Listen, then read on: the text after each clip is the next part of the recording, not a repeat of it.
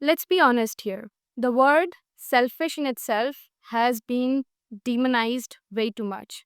The moment you start putting yourself first, then someone will throw this word at you almost like an insult, right? But here, let me ask you one thing, which is that how long are you going to keep yourself burning out for people who would not even light a match for you? How long are you going to keep proving to people who barely understand what you are building? Simply, they are not going to get it. You see, we often think that being selfless is noble. But at the end of the day, if you're going to keep shrinking yourself to make others feel comfortable, if you are always silencing your needs to make others feel seen, then who is it that is showing up for you? So, take this video as a reminder that being selfish is not a flaw. It is indeed a requirement, and especially if you're a woman. And this is not intended to hurt anyone, but to stop hurting yourself. So let's talk about why being selfish might be the most honest and empowering thing one can do, which you can do for yourself in this very given moment. Now, first thing first, you cannot pour from an empty cup. So, if you are constantly available to everyone but yourself, you will eventually are going to feel and become empty. It's just how energy works. If you keep showing up, you keep giving, you keep saying yes when you deep down really want to say no, then what's the point? So, selfishness in this context really just means self respect.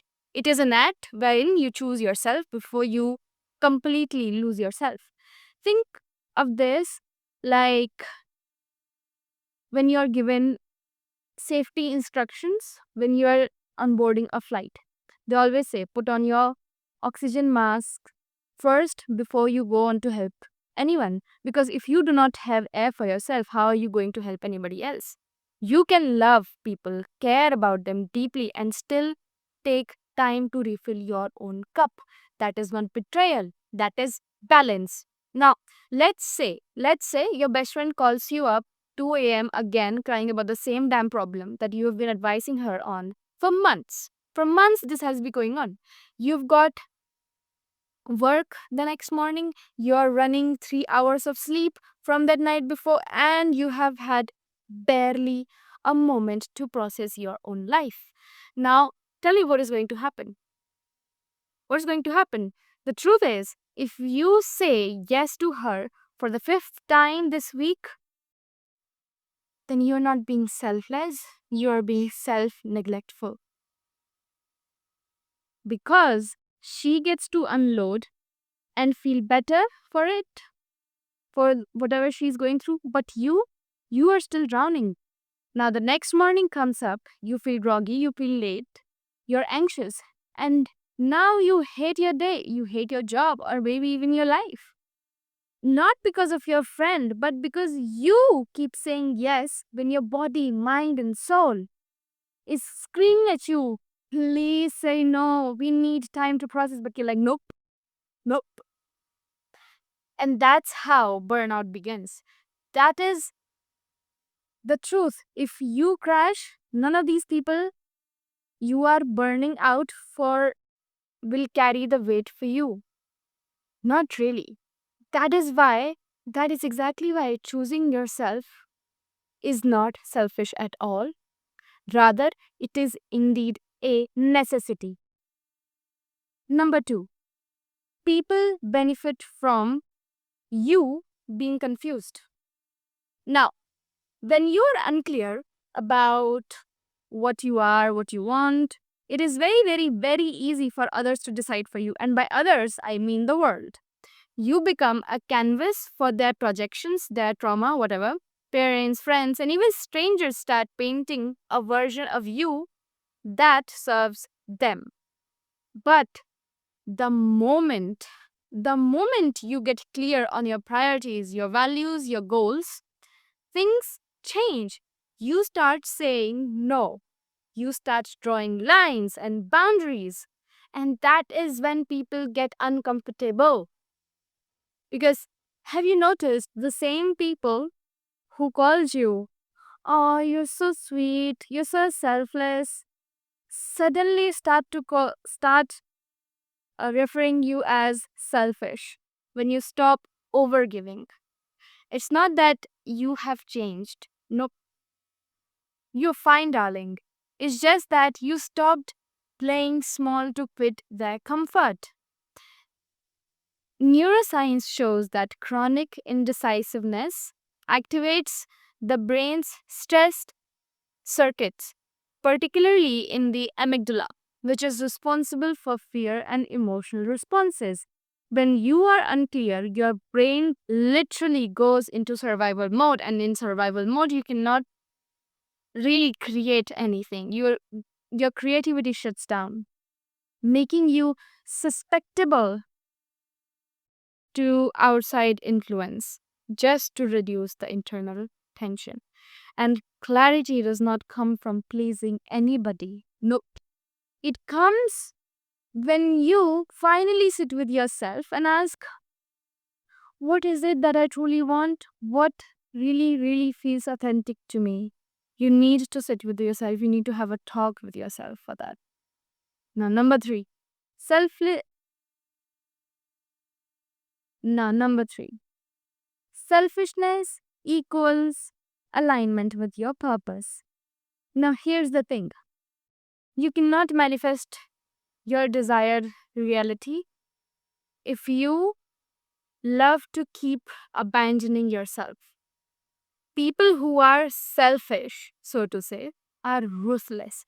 They are ruthless to what they desire.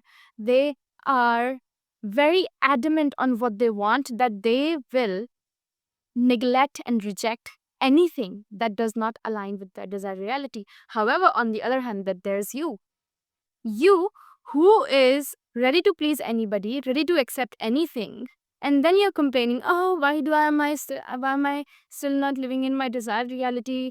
Why haven't I been able to manifest this when I've been a good person? Being good, okay, you should be morally good, but neglecting yourself, that is no self-service. That's just stupid, really. Like, why would you do yourself like that? Why? You cannot get to your dream life by constantly diluting your own power to meet other people's expectations. Being selfish is choosing alignment over approval. And when you do that, your mind, body, and your soul are finally in sync. The universe responds because you are no longer confused, you're no longer scattered, your energy is focused.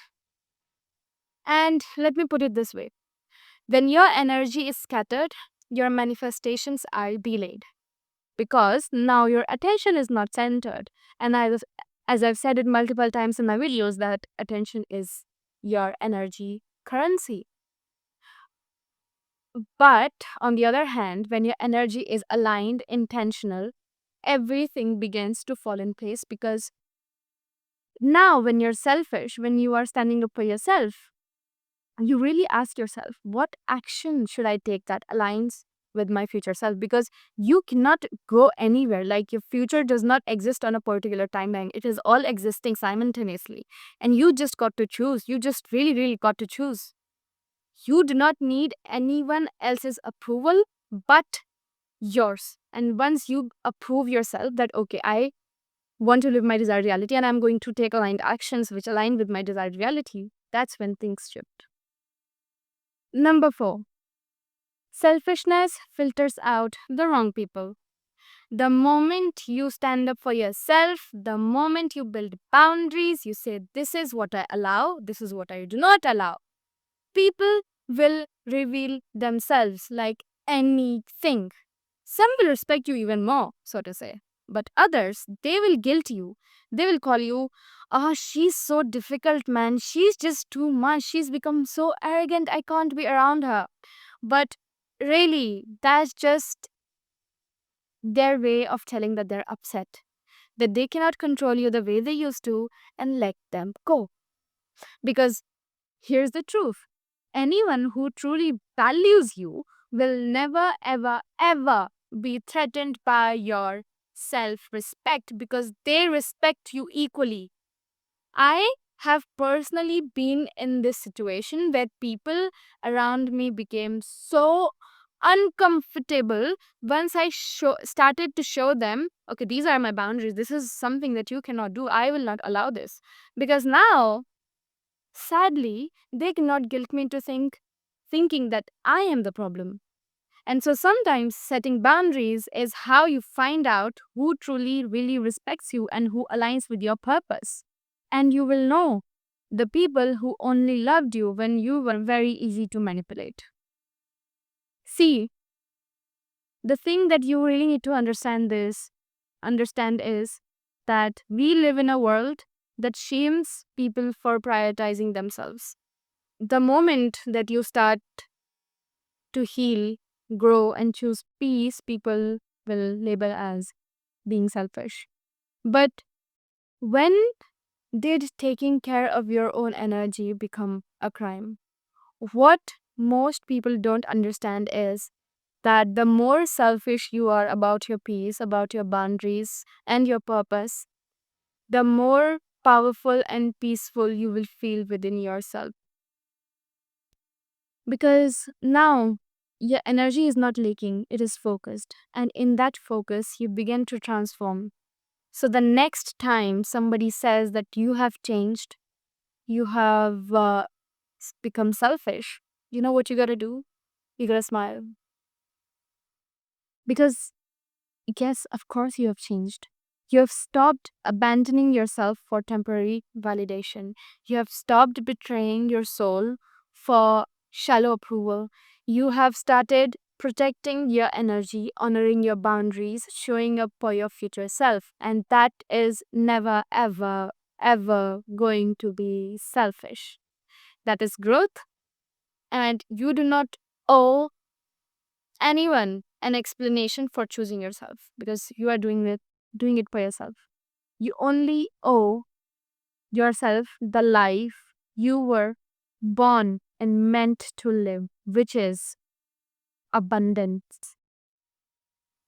You're meant to be abundant. So be selfish, fiercely, unapologetically loving, because the most dangerous version of you is the one who finally stops asking for permission and they just do what they have to do. And with that, I'll see you in the next video.